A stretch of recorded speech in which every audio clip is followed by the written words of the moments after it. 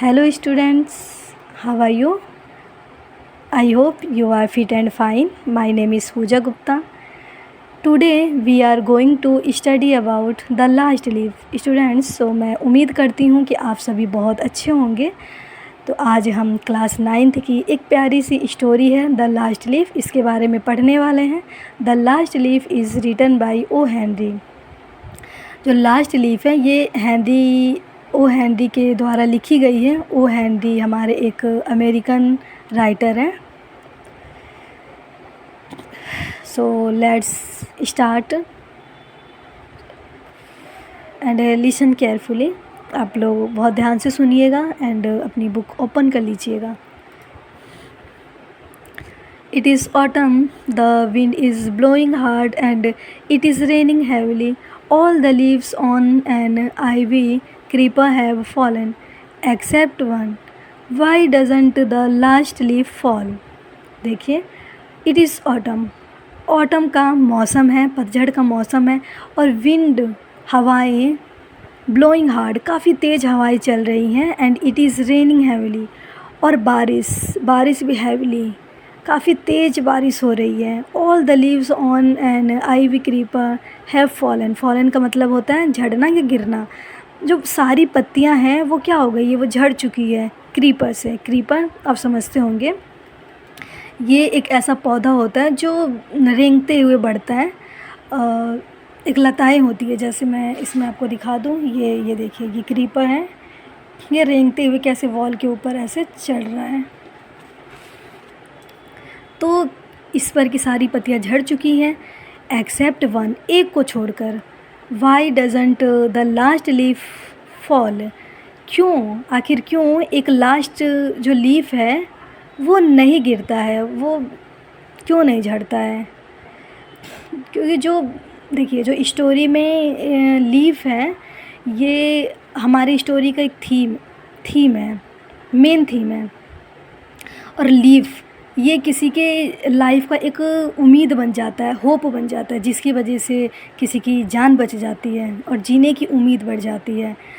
क्योंकि अगर ये लीफ गिर जाता तो शायद कोई नहीं बच पाता, किसी की लाइफ नहीं बच पाती। तो इस स्टोरी को शुरू करने से पहले मैं थोड़ा सा इसका इंट्रोडक्शन दे देती हूँ आपको, कि इसमें दो गर्ल्स होती हैं, सू एंड जॉन्सी। जॉन्सी को निमोनिया हो जाता है और वो बीमार पड़ जाती है, और जो डॉक्टर हैं वो बताते हैं कि ओनली 10% चांस है कि वो बचेगी। क्योंकि डॉक्टर को ऐसा लगता है कि जो जॉन्सी है वो खुद जीना नहीं चाहती है, उसके अंदर जो जीने की होप है, उम्मीद है, वो ख़त्म हो चुकी है। तो वो कितना भी मेडिसिन देंगे तो उसकी हेल्प नहीं कर पाएगी। और ये ऐसा होता है, ये ट्रू है। हमने भी देखा होगा अपने आसपास कि ऐसा होता है कि अगर कोई इंसान है वो अंदर से टूट चुका है, काफ़ी परेशान है और वो जीना नहीं चाहता है, उसके जीने की उम्मीद ख़त्म हो चुकी है, तो हम उसे कितना भी मेडिसिन देते हैं, कितना भी इलाज करवाते हैं, तो वो उसके कंडीशन में कोई सुधार नहीं होता है। अगर कोई इंसान है वो कितना भी बीमार है, अगर हम उसे पॉजिटिव चीज़ें उसके आसपास देते हैं या उसके अंदर जीने की उम्मीद रख देते हैं, तो वो इंसान अपने आप को हमेशा पॉजिटिव रखता है और उसके अंदर जब जीने की इच्छा जागती है तो ऐसा होता है कि उसकी कंडीशन में अपने आप ही सुधार होने लगता है। तो ऐसा ये साइकोलॉजी कहता है। तो जॉन्सी है, उसको भी ऐसा लगता है कि वो नहीं बचेगी, तो वो कहती है कि जो क्रीपर की पत्तियां झड़ रही हैं ना, तो ऐसा होगा कि एक दिन जो लास्ट पत्ता होगा उसमें, जिस दिन वो झड़ जाएगा तो उस दिन वो भी मर जाएगी। और इनके अलावा एक और मेन कैरेक्टर है, उनका नाम है बैरम, जो ओल्ड मैन है। तो इनका भी मेन रोल है, जिसकी वजह से जॉन्सी की जान बचती है। तो इसके बारे में हम जानेंगे। चलिए तो हम पढ़ते हैं। Sue and Johnsy. Two young artist shared a small flat. Sue and Johnsy दो यंग आर्टिस्ट हैं दोनों, और ये आर्टिस्ट का मतलब होता है कि ये पेंटिंग बनाती हैं।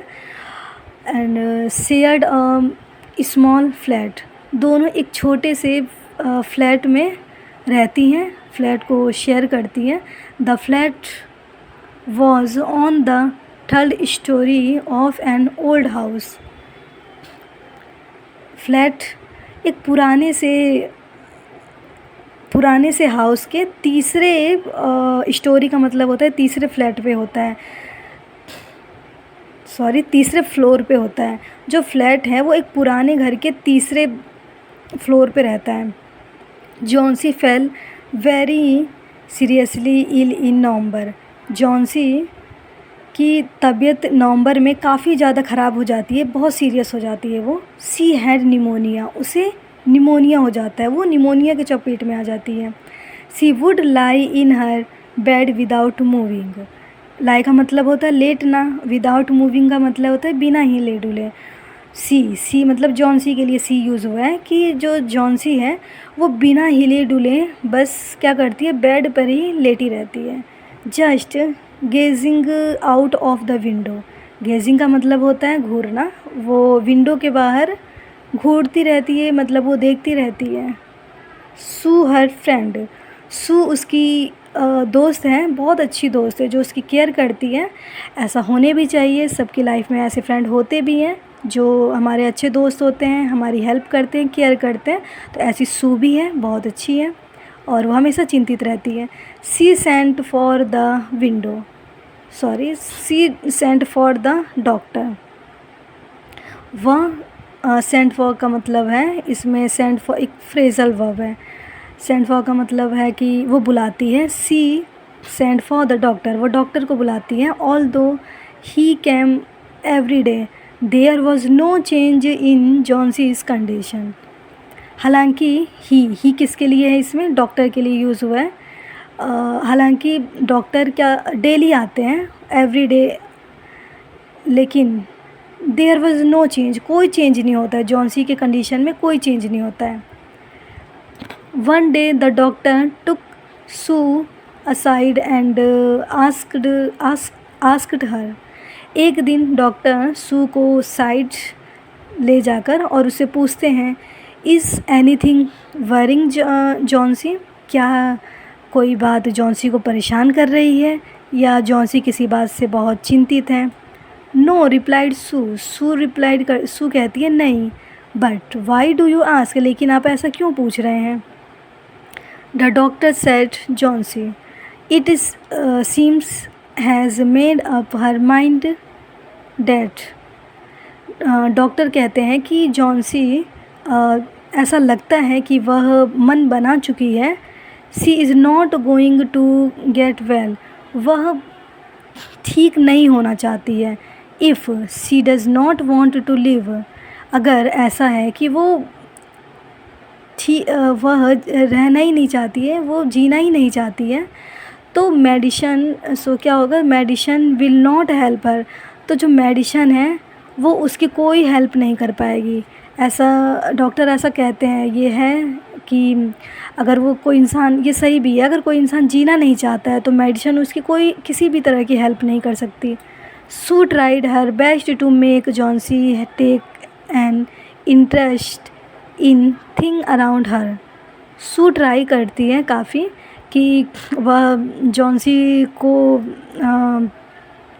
ताकि जॉन्सी की हालत में सुधार हो, उसमें आसपास की चीज़ें दिखाती है उसको, अराउंड हर उसके आसपास की चीज़ें दिखाती है जिससे उसे इंटरेस्ट आए और उसके अंदर जीने की इच्छा जागे। She talked about clothes and fashion, वह क्लॉथ्स के बारे में और फैशन के बारे में बात करती है। But Johnsy did not respond, लेकिन जॉन्सी कोई रिस्पॉन्ड नहीं करती है। Johnsy continue to lie still on her bed, Johnsy continue अपने बेड पर ही चुपचाप से लेटी रहती है। Sue brought her drawing board into Johnsy's room. अब सू क्या करती है कि जॉन्सी के रूम में ही अपना ड्राइंग बोर्ड लेकर आती है, क्योंकि देखो जॉन्सी की कंडीशन बहुत ख़राब है और वो सू चाहती है कि वो उसकी केयर करें, उसकी चिंता करती हैं, तो इसीलिए वो अपने ड्राइंग बोर्ड को उसके रूम में लेकर आती है कि वहाँ पे उसके रूम में वो आएगी तो उसकी देखभाल भी कर पाएगी। एंड स्टार्टेड पेंटिंग, और वो पेंटिंग बनाना स्टार्ट कर देती है। To take Johnsy's mind off her illness she whistled while working.